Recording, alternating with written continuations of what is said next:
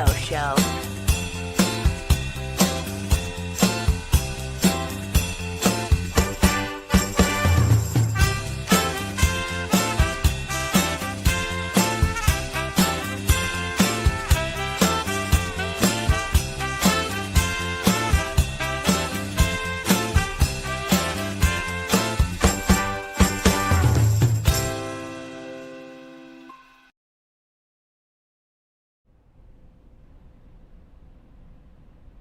Welcome to the Bobby O Show. My name is Bob O'Potzner, and I have a very exciting show for us today. We're going to talk about voting with the Registrar of Voters of Republican Registrar of Voters of Richfield, the town clerk of Richfield.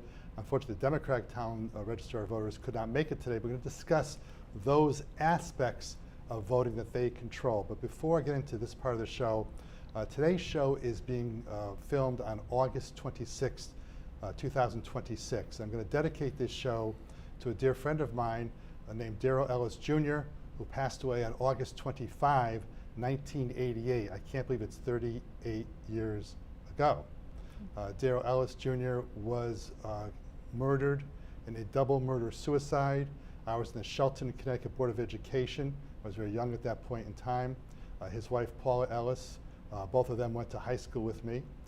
Was on the Board of Education. She was our chairperson, and Darrell was known as the peacemaker, and there was a dispute. He was head of maintenance in the Shelton school system, and there was a dispute between two workers at the Elizabeth Shelton School in Shelton, Connecticut, and Darrell, being a very tough guy who was a born-again Christian who got his life around, said he could handle it, and unfortunately there was a double murder-suicide, and I'll never forget that day.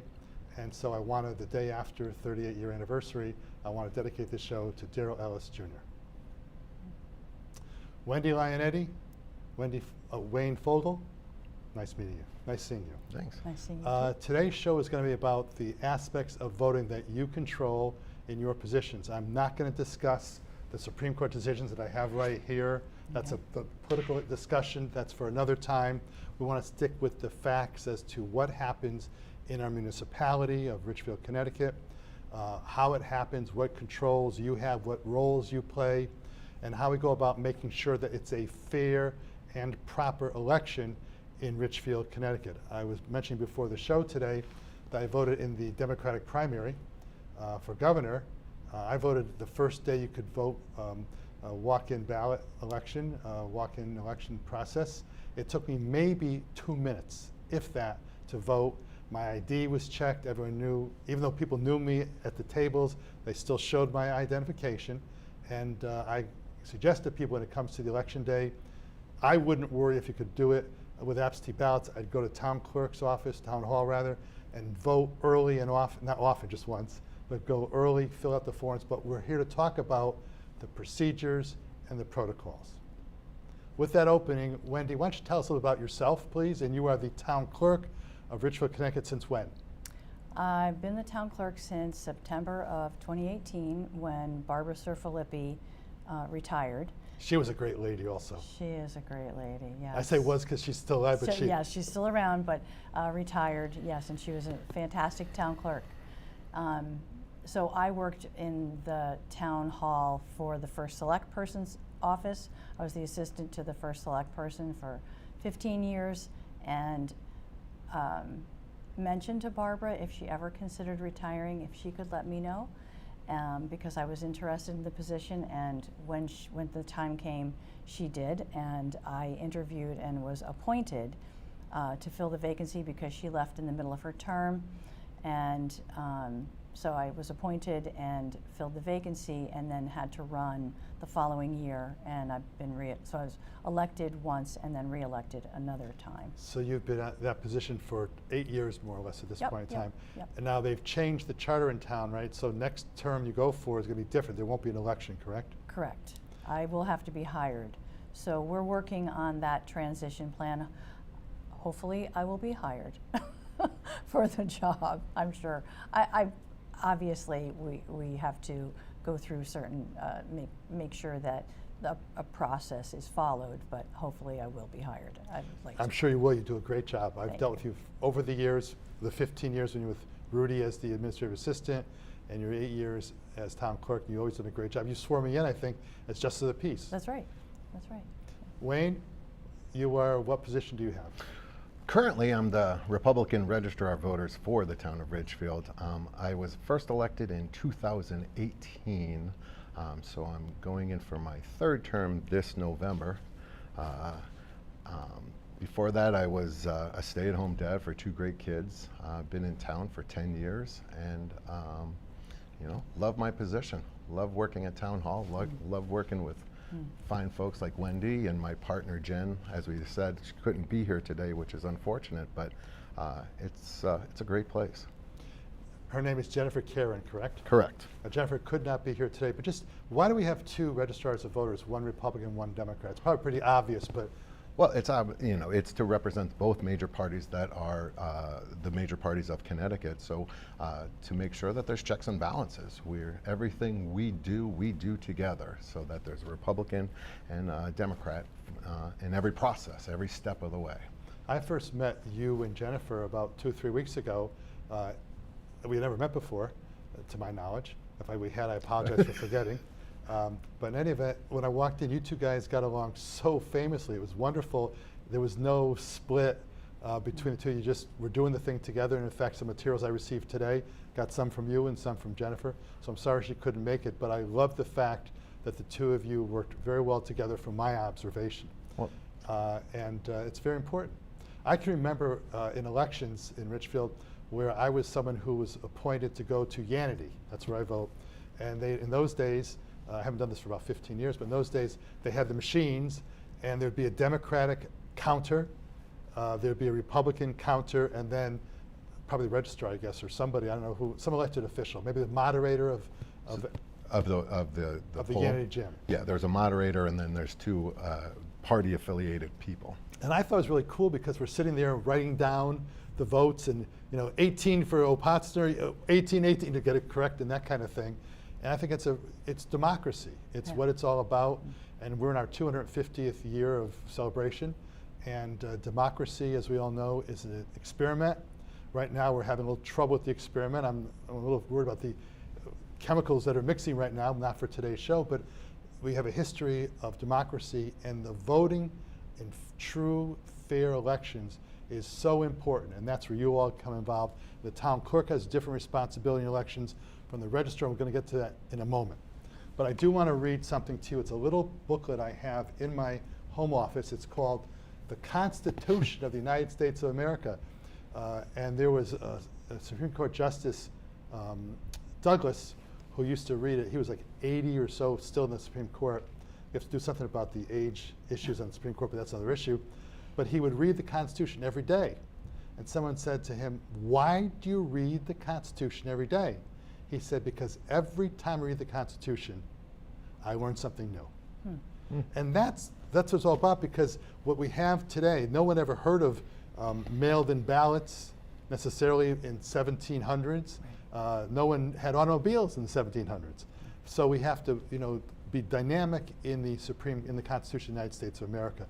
But there is one part I'm going to read to you, and it's in Article 1, Section 4, and it says, I'll read it slowly, and it's very short. I'll read it twice. The times, places, and manner of holding elections for senators and representatives shall be prescribed in each state by the legislature thereof, but the Congress may at any time by law make or alter such regulations except as to the places of choosing, spelled C-H-U-S-I-N-G, senators. I'll read it to you again. The times, places, and manner of holding elections for senators and representatives shall be prescribed in each state by the legislature thereof, but the Congress may at any time by law make or alter such regulations except as to the places of choosing senators. The president's not mentioned here, and the states are, and you both in your positions are regulated by the states, are you not? Absolutely. And there's also charter provisions that affect and say what your responsibilities are. And I'm going to go to the charter, Okay. A little education here by Bobbio, right? Attorney Bobbio is talking about it. Okay. And I just want to read certain parts of it before we get into having you explain it, because what you do, and we have lists for the board we're going to show in your jobs, is much more detailed than charter. But I'm going to look at the first part of the charter. I'm sure you guys have this memorized. I don't have it memorized. So I'm going to read to you what it says. Charter, Section 1 of Richfield. I actually was, after my 15th year in Board of Education, I was chairman of the Charter Revision Committee for 4 years. And actually, we got 8 out of 9 of our proposals got passed by, because what happened is once we did our recommendations, the selectmen had to approve our recommendations, and then there had to be a vote by the people in the town. And 8 out of 9 things got passed. The most important one that was passed is we changed the Board of Selectmen and the first selectman from a 2-year term to a 4-year term. That was a big change. That makes Do you sense. think it's a big change? It was a big change, absolutely. What- I remember, I worked for Rudy then. And it's very beneficial just to have that consistency, I think, rather than changing every 2 years, or at least campaigning every 2 years. I've talked with other clerks, and it's a positive change. There's other things that we could tweak in our charter, but I think that was definitely That was, I a think, move the in the biggest. right direction. That was the biggest of the ones we did. Any Mhm. comments about that before going? Well, my question would be, why didn't you then separate the two, like make 2 positions every, so you are voting every 2 years, so that there is the consistency alternating. of the alternating years. Thanks. That's a very good suggestion. And by the way, the 8 out of 9, of the 9 that we proposed for the town, there might have been 30 different recommendations. And we met with all the different boards, the selectmen, the Democratic people, the Republicans also, and there were different perspectives of it. So I don't know whether that came up in our proposed discussions, but the final vote from the group, which was a fair split between Democrats, Republicans, some independents, whatever. And so that's a very good suggestion. The suggestion that I liked that didn't get approved, we didn't get to the voters on this one, was there's something called minority representation. And what that means is that you can have no more than X number of a certain party in a board. So for example, on the Board of Education, there are 9 members in Richfield. In fact, when I first got on the board, I had moved to town, and someone who was a Democrat moved away. And someone said to me, would you mind running? You've been experienced in Shelton. I said, well, I don't know anybody here. And as I told you guys before, my campaign slogan was, to not know me is to like me. But at that situation, the Board of Education got to pick who it was going to be to replace that spot. No one told me I had to run again 4 months later. They didn't tell me that part. But the board was, at that point in time, 6 Repubs and 2 Dems, and a person who was going to fill that slot that I ultimately got couldn't be a Republican. Right. It could have been an independent, and actually the person who was going, one of the people going for it was an independent who was really more Republican than independent. But in any event, it had to be a non-Republican in that spot. Okay, and so that's what happened. But in any event, that in Richfield we have 6 of any one party is the most. The statute in Connecticut allows you to have 5 as your max. In Shelton we had 5 as the max, always 5 to 4. But I try to get suggestion passing the make it in Richfield no more than 5 any one party. The real problem is on the Board of Finance, there's only 5 members, Right. and there's 4 of one party and 1 of the other. It could be the max. Right. In any event, it was interesting that the people on my committee, the committee I was chairman of, didn't like the idea that I was proposing for changing minority representation. So that's why we have 6 and 3 and 4 and 1. Any thoughts about that? The only thought I have is we have a lot more voters in our town that are now unaffiliated. So you don't run into that problem quite as often. Right. So, I think it's just a little indication of the time. At that time, there were probably a lot more, I'm sure there were a lot more Yeah, I just think more affiliated people. It's growing to that area. The issue on affiliation, though, is you can't vote in certain primaries the You way our can't vote in states. any primary, But right. some Right. states Right. have a Right. crossover Right. thing, whatever. Yeah. In any event, so the charter is something I was very familiar with at that point in time, and I really enjoyed being involved in that process. And it was very interesting to hear different perspectives. You know? It's fascinating. Yeah, it was. In any event, Charter Section 1-1 in part says, matters concerning the election of officers, the making and registration of voters, and the administration of local affairs not provided by this charter or by lawful ordinance shall be governed by the Connecticut General Statutes and special acts of the state of Connecticut applicable to the town of Richfield. So what I've done is, I've shown that the Constitution says it's state, except for Congress has some rights. The charter says that we have our charter rights, and the statutes talk about the charter controls, but we also have the caveat that if need be, the state statute applies. And we're going to focus on the state and the charter. I'm going to go first to the provision of the town clerk. And there's a charter provision about the town clerk. And it says, actually, the charter provision is 9-5 is a town clerk of charter provision.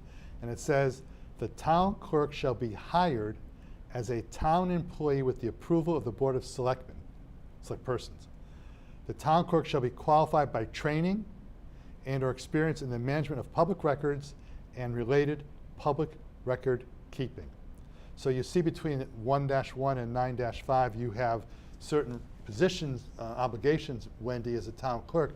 But as I prepare for today's show, it's not quite as much responsibility in the election process as I thought it was going to be, and we're going to hear about that in a second. So focusing on your role as involving the voters, the voting issues. Just give me a minute, by the way, before, what do you do other than voting? Voting involvement. What else do you do, generally speaking, as a town clerk? In our office? Yeah. We issue all vital records, birth, marriage, death records. We manage the land records, so all deeds and mortgages and anything that's recorded on the land records comes through us into our office. We manage the dog licensing, so if you have a dog, you get the dog license with us. We manage, we do a lot of notarization. All of our employees are notaries. We manage justices of the peace. So that actually is more Anybody related to here with elected. Justice of the Peace that you know of? Absolutely, I've got two. You are also? Yes. I am. I did it, actually my daughter got married, Jessica got married during COVID. Right. And unrelated to COVID, they decided she married a guy who wasn't Jewish and she's Jewish. And they said, Bob, Dad, why don't you be a JOP? So I got sworn in for that, and I did her wedding ceremony. But because of COVID, we couldn't have the wedding she had planned in Madison, Connecticut. It's Madison Beach Hotel, whatever. So where do you think we got married? She got married on my front yard on That's East Farm beautiful. Lane, and we had a tent. And the thing was, there were only 12 people allowed. My wife was very concerned about who was going to be involved, so only 12 people were allowed to come to the wedding. But we have a stone wall in front of our house, and about 25 of their friends were there beforehand. That's And great. so my son just got married in March of this year, and he said, Dad, what about me? So I did the service also for him. They got married at the Greenwich Town Hall in this beautiful area. Nice. So I'm experienced. Tell me your experience as a Justice of the Peace, right? Oh my gosh, I absolutely love it.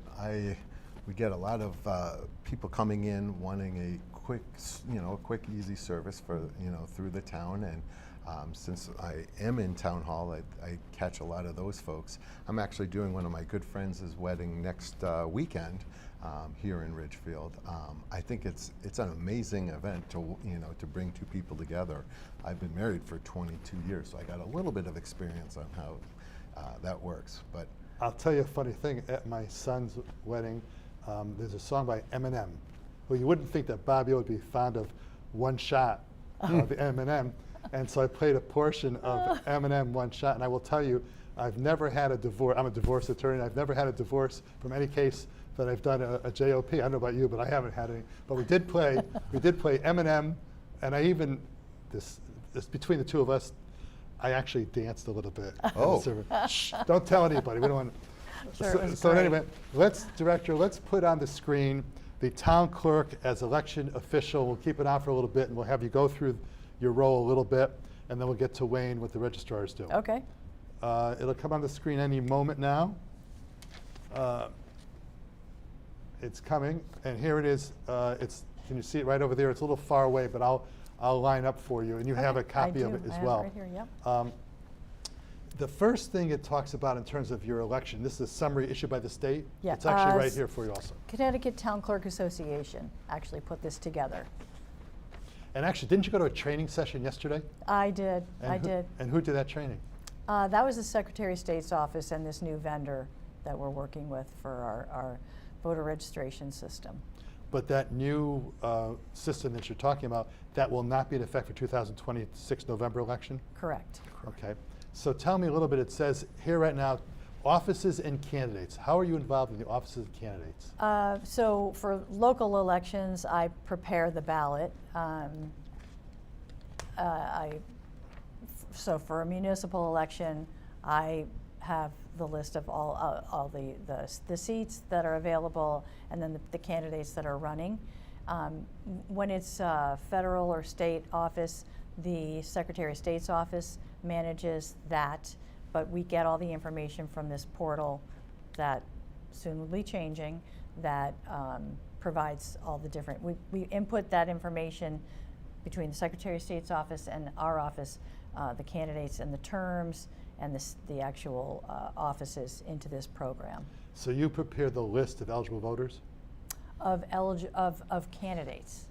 I don't prepare the list of eligible voters. Right, the last thing that says you prepare the list of candidates. Yes. You also receive the petitions for write-in candidates. Yep, that is correct.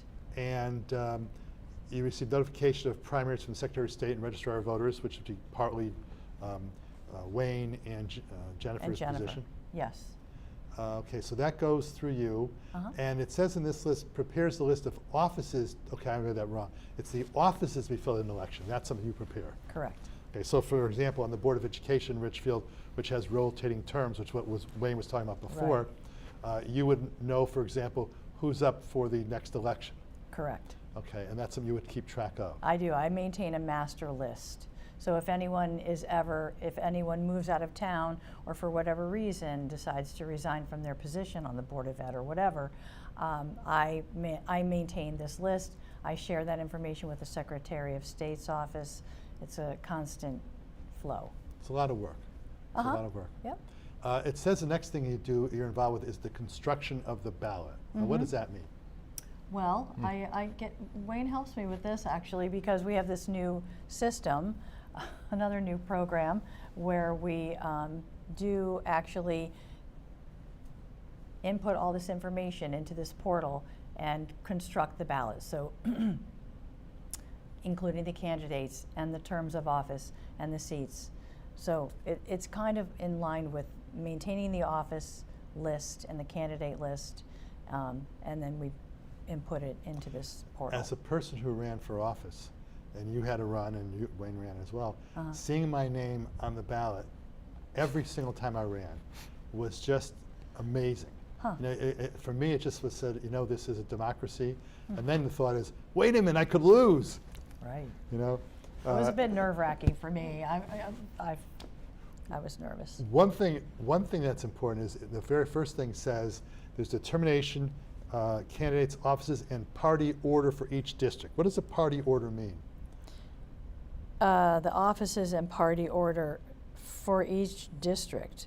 Well, is that like Republicans go first, Democrats second? What is the order you're referring to? it's actually determined at the state level. Who's Yes, and it's based on whoever won that seat in the last election. Let me defer. Maybe Wayne has a better ahead. knowledge. What's that about, Wayne? Are we talking about the order of like who's on Republicans Yeah. or Democrats? It's who holds the office of the governor is always the A line, and then the Republicans or Democrats. So that's what it means. And so you have to make sure that you, Wendy, as the town clerk, has to make sure the ballot is constructed in a way that if what are you going to say? But when we have a municipal election for a Board of Education, we actually have a process where there is a lottery. Yeah, it's a lottery. Right? So. And we work, and the registrars conduct the lottery. Yeah, we conduct that. Is the lottery within the party or as to which party goes first? So in other words, if there are 5 Board of Ed candidates running from the Democratic Party and there's only 3 positions you could win, for example, is the order, how did you determine for the Board of Ed office, and maybe Wayne can answer that question, which goes first, the Dems or the Repubs? Currently, what party holds the governor's office? The governor's office. Is always going to be that top line. Oh, it's the governor's office, not the first selectman, for example. No, right, it's state. It's a state. So it's the governor's office. They determine who's on the A line. And then we, the registrars, we do a lottery of, say, each party. So if there's 5 candidates for the Board of Ed Republicans, we then select out of a hat. We have an official drawing in our office, open to the public. We pick out the names of all those candidates and who goes first on the list, second, third, and fourth, and fifth. Of the 5 elections I ran for, some in Shelton and some in Richfield, I've been in Richfield for 30 years now, the most concern I had when I ran was the last time I ran, in which because of the order, I think it was the last time or second to the last time, I was the last Board of Ed candidate listed. And some people, you know, for us, for you as election involved people and me as a candidate, we know what's going on. We know who's running. A lot of people don't look down, you know, they think of Lamont's running for governor or whoever's running for Senate, whatever. They don't always go down the bottom, you know? And so I was wondering, I said, wait a minute, if only X number can win because of minority representation rules, I'd have a negative factor. So that worried me as a candidate, but that's we're talking about the order. Absent, any comment you want to make so far? No, I just think it's a fair enough way to list. Otherwise, how do you know, it wouldn't be fair if it was alphabetical, for example, it wouldn't be right because somebody with a last name beginning with the letter Z would always be the last person. So pulling them out of a hat in a lottery manner seems like if I were running enough for way. Board of Ed is a very important office, but if I were running for, again, if an office and they did it alphabetically, I'd change my name. You're right. But I also think it also equates to what offices come first on the ballot. So of course it's going to be, for the governor's race, it's going to be governor, then what comes next and next. And so like in this year, I know the last person on the ballot this year is going to be this guy. Right. Because I'm the registrar of voters is the last position to be voted on. Always. And I'm the second, I am the last. Oh, right. And I'm in the B line, and I'll be the last candidate on the ballot. You know, an interesting thing for me is I was on the Democratic Town Committee. I was vice chair for a few years, and I was often the head of the nominating committee to find candidates. And it was often hard to find candidates because, you know, when I was a little kid, a lot of my father's friends, he was involved in politics. He was a Republican, and he would not have been a MAGA, but he was a Republican. And a lot of his friends worked locally in town.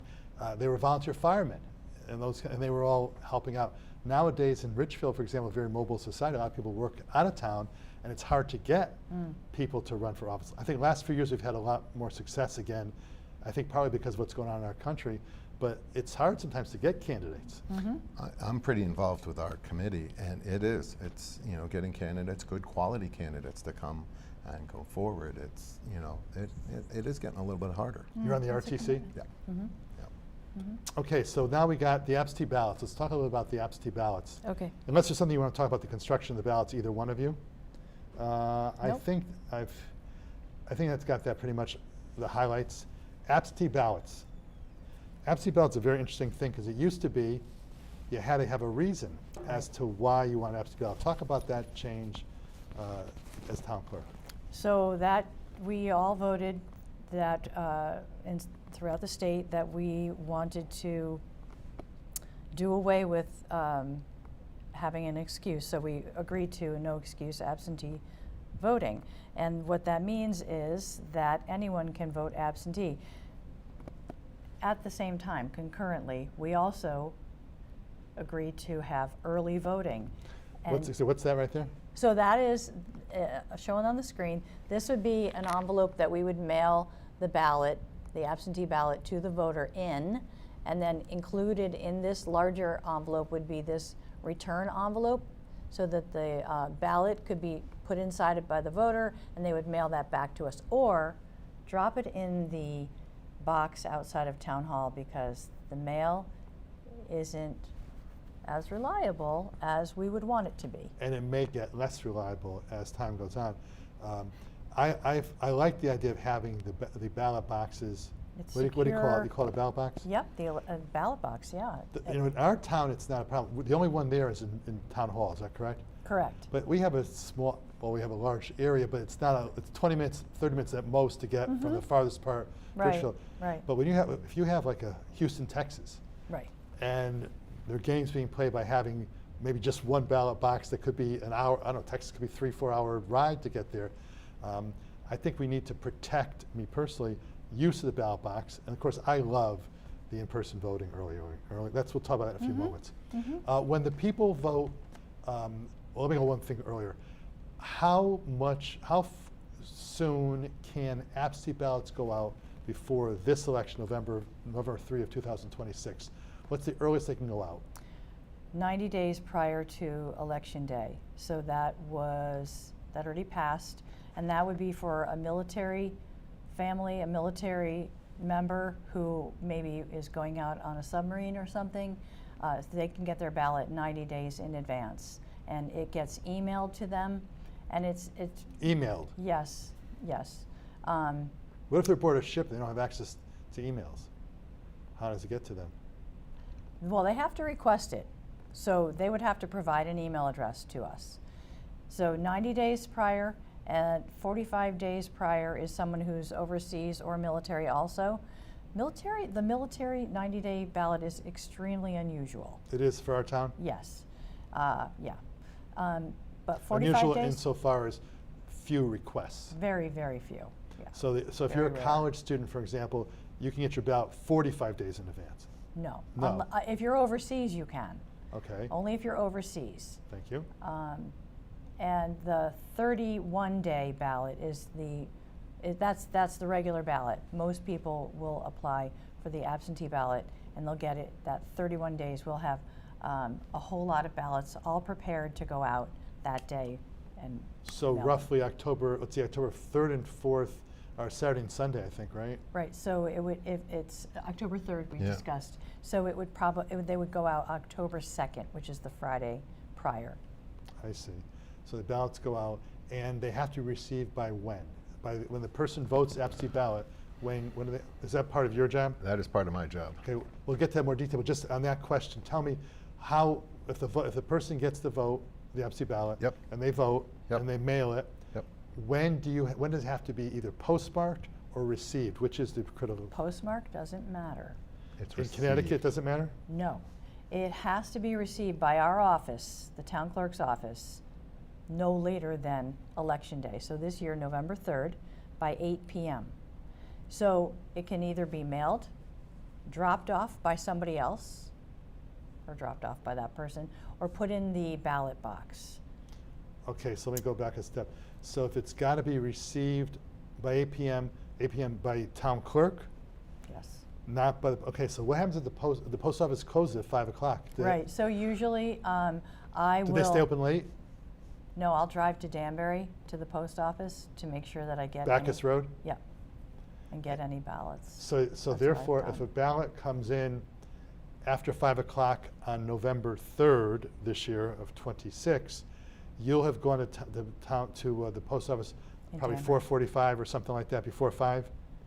Or later. I'll go whenever they come. Whenever the mail carriers come back from their route, I'll go drive Well, over here, let me there. understand this. Is the post office in Danbury open beyond 5 o'clock? They are. They're working in the back. So if you have to show identification to say, hey, Well, I have contact information with advance. the postmaster in Danbury, and that's what I've done in the past. Actually, during COVID, we had one mail carrier come to town hall that night. Remember that? It was like 7 o'clock or something crazy, and dropped off the ballot. So and he you- got a special thank you for that. special thank you. So you will drive to the Bacchus Avenue post office sometime before 5 or?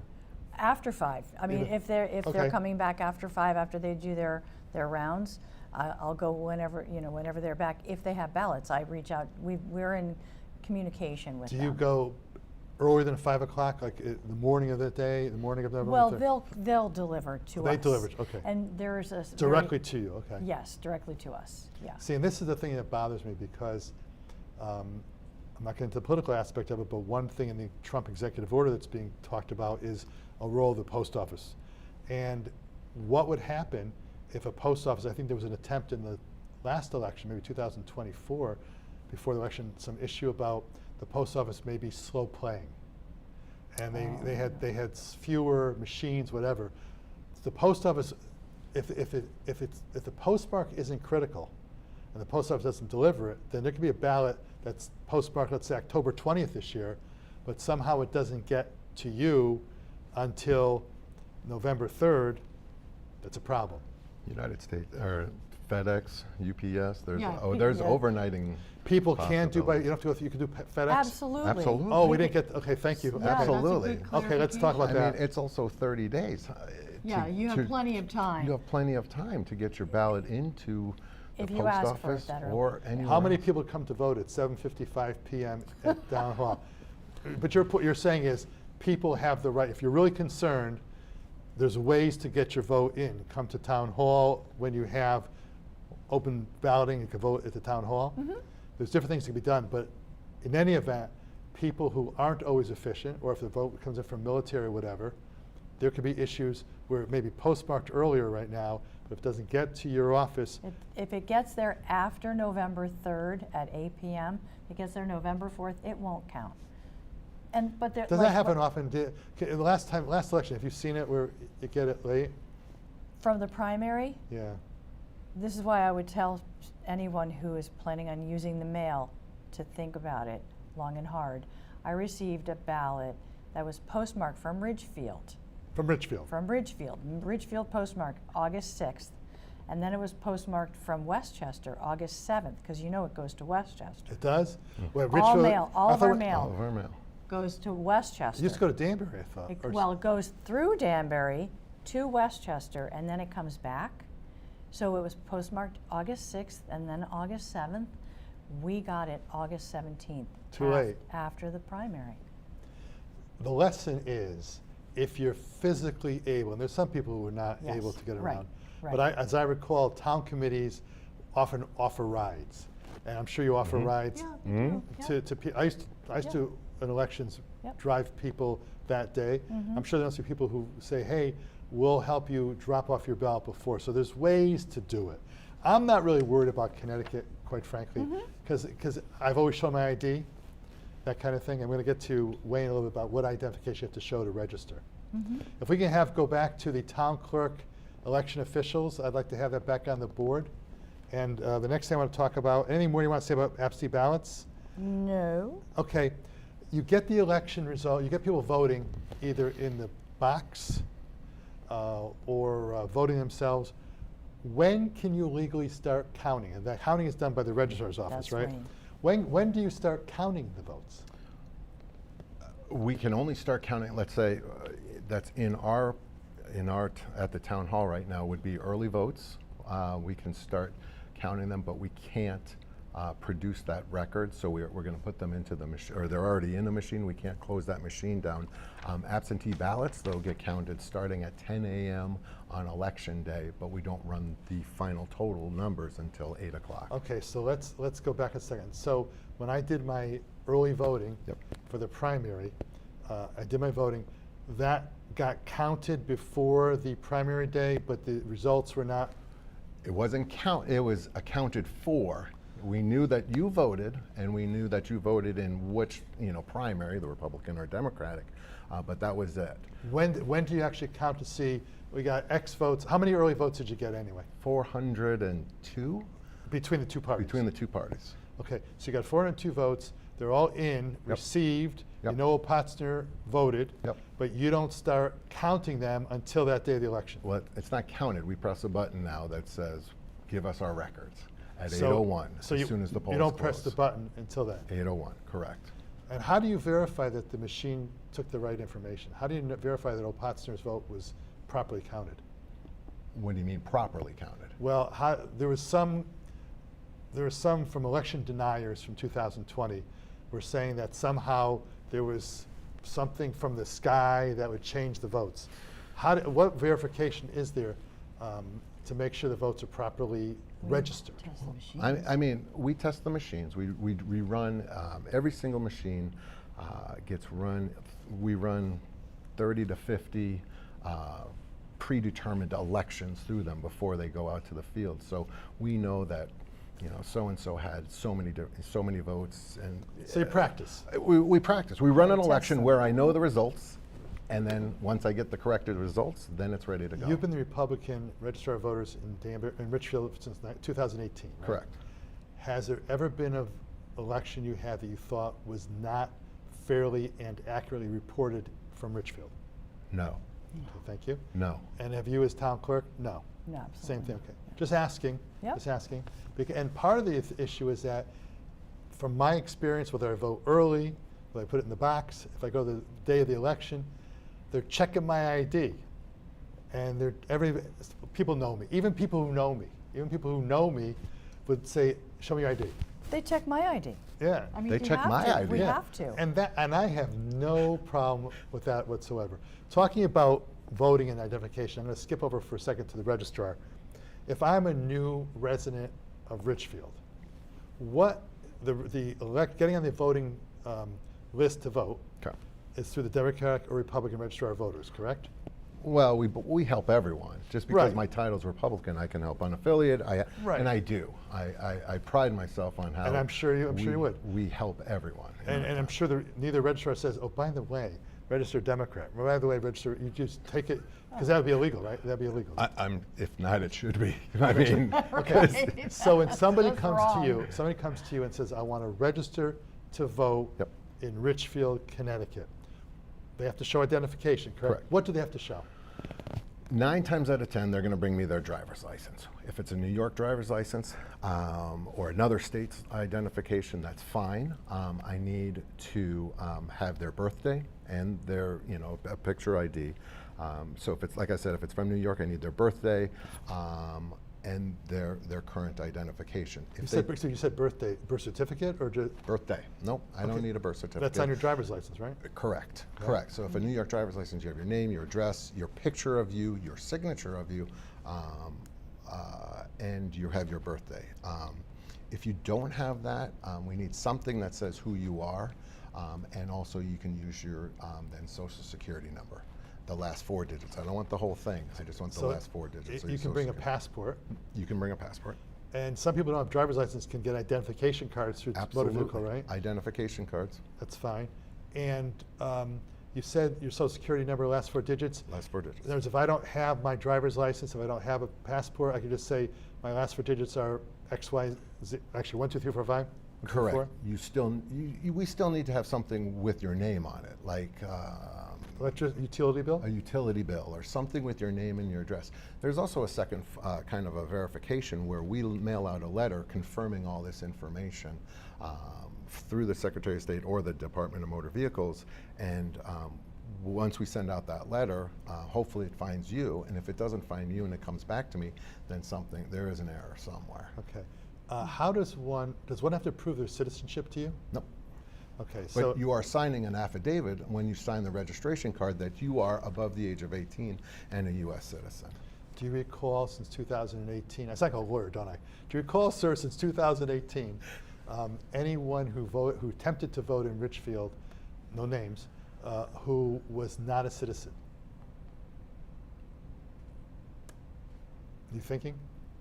I'm not thinking. We've had situations where during a referendum, we have a lot of employees of a big company in Ridgefield. In a referendum, you still have to be an American citizen and over 18 years old. Just because someone owns a house, they don't get to vote in our referendum. Good point you made. Is owning a house or owning real estate in Richfield sufficient to give you the right to vote in Richfield? Not in municipal or not in elections that are not in any, they can vote in a referendum, a town budget or a town referendum. If you own property over $1,000, you can vote off of the grand list because your taxes are affected of those votes. So let's suppose I own a house, which I do, Yep. with my wife, and we own property in town. We happen to live in town, but if I owned a house and moved to Danbury, Yep. but I own that house, I could vote in the referendum. Yep. I could vote in the budget Yep. Yes. issues, but I couldn't vote for the elections for people. public. Nope. How about if there are questions in the ballot? other words, let's suppose many elections you have Like referendum. Right. referendum question. You could probably. Oh, absolutely. Yeah, because Safety facility.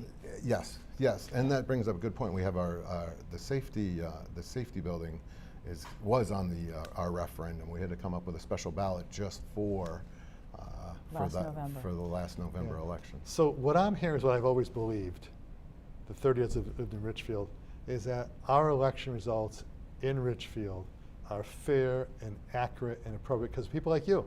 Mhm. And I knew the people who preceded you. And that's a great thing because we need that in our democracy.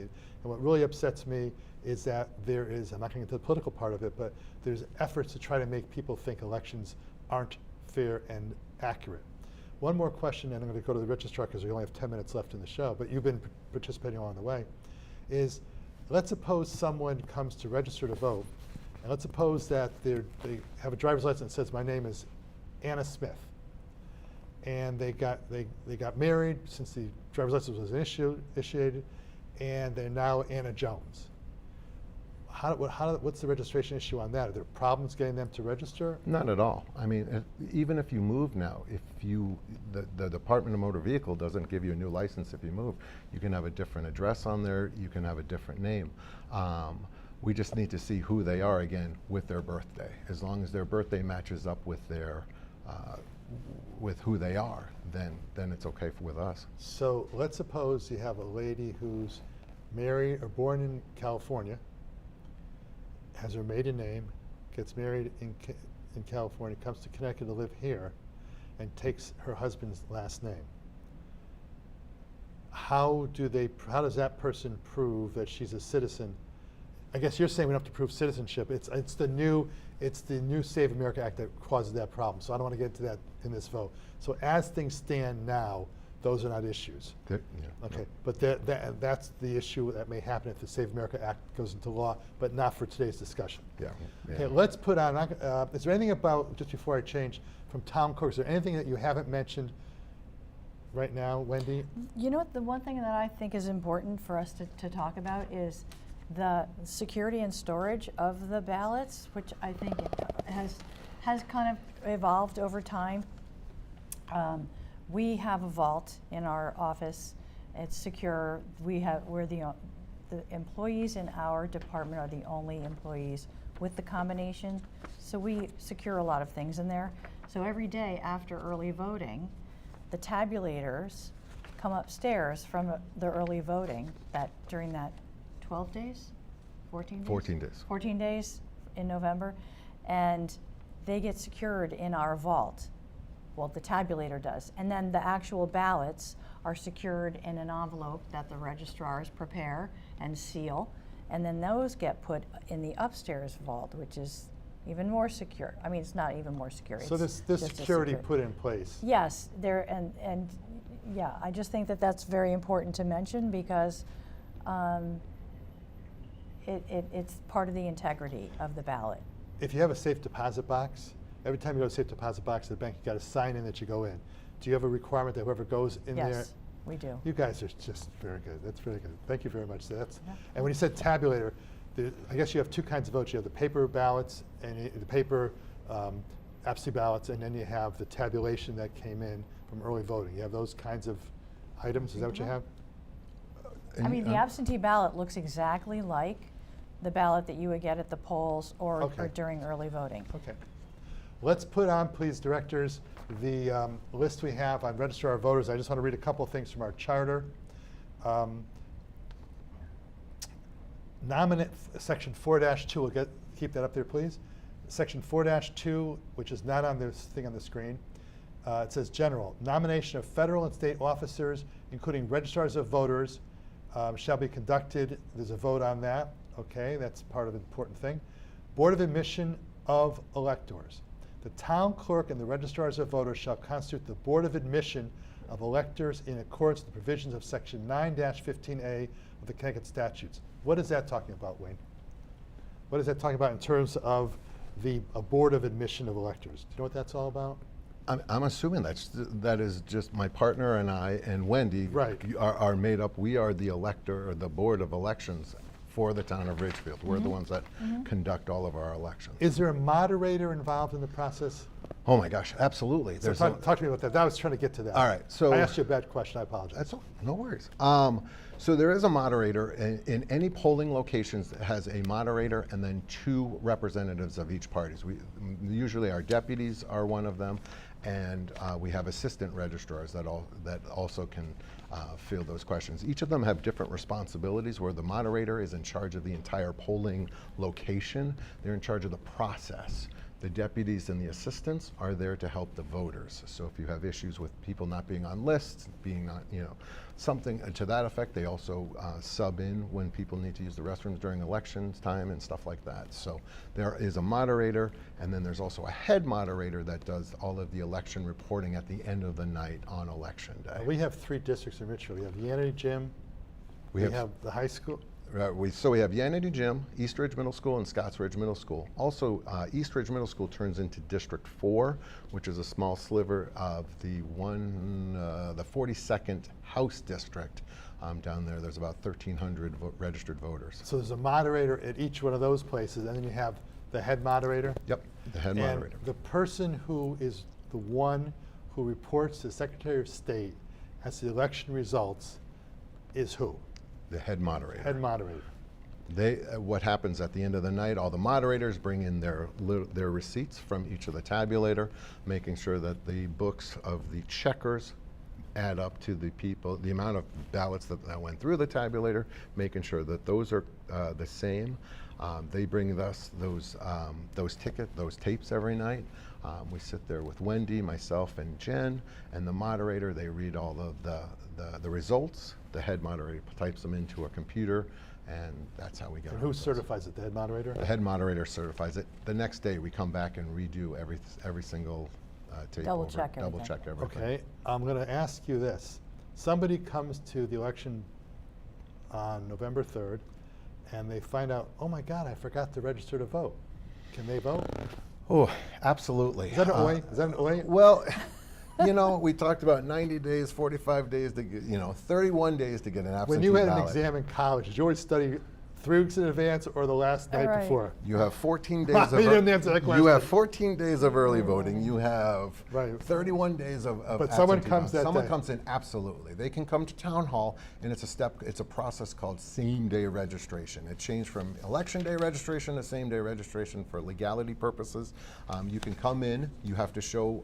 You have to prove where you live. That also includes you have to have a driver's license or a little bit more vigorous of a screening process. You have to bring me something with a piece of mail, something with your address on there, so that it proves where you live, like a lease on an apartment or something like that, and then you can register to vote and vote in the same location. Who here besides me knows what GOTV stands for?